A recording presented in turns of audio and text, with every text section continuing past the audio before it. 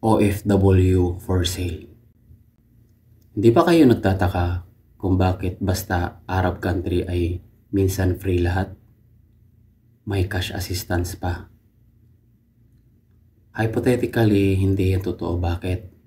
Ito ang dahilan kung bakit ang ibang kababayan ay masasabi nating minamalas at tinatrato na para bang hindi tao ang ating mga kababayan sa kanilang mga amo. Ang mga agencies sa Pilipinas ay may connecting agencies sa abroad na kung saan doon sila nagbabayaran ng mga magiging employer o amo. Alam nyo ba kung magkano ang isang Pinay na domestic helper na kinukuha nila? Sila ay nagbabayad ng malaking halaga para sa mga pag-process ng mga papel at sa iba pang mga nakasaad sa kontrata. Tulad ng paninilbihan ng 2 taon, isa ring dahilan kung bakit mababa ang offer nilang sahod ay dahil sa laki ng ginastos nila sa pagkuha sa kasambahay.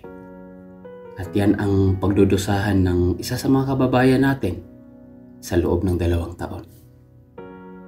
Kumbaga parang lalabas ay utang yon. Kaya paano natin sasabihin na free lahat at walang placement fee? Kung titignan o susumahin natin, mas malaki ang placement fee nila kaysa sa ibang Asian countries. Hindi ka pa makalis-alis sa kanila kung di mo tapusin ang 2 taon. Depende kung wala kang mabigat na rason.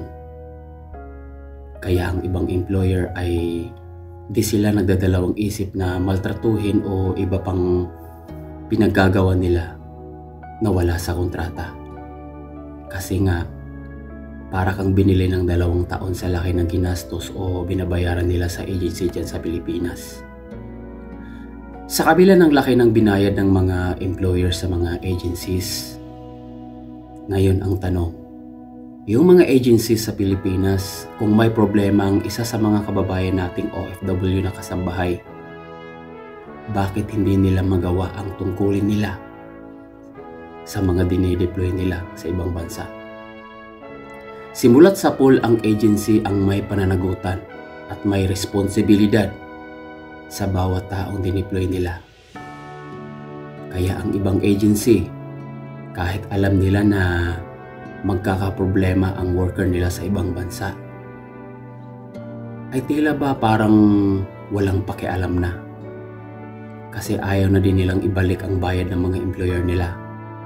Kaya kung minsan may issue din na kahit tapos na ang 2 taon, ay binibenta ang katulong ng kanilang employer upang mabalik ang malaking nagastos nila.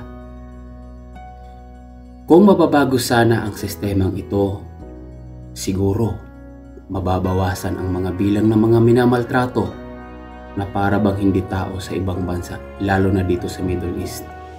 Nakakalungkot na taon-taon may isa sa mga kababayan natin ay nawawala at dahilan nito ay sobrang tagtad sa trabaho. Kumbaga niluto sila sa sarili nilang mantika. Yan ang buhay OFW bilang isang housekeeper o kasambahay dito sa Middle East.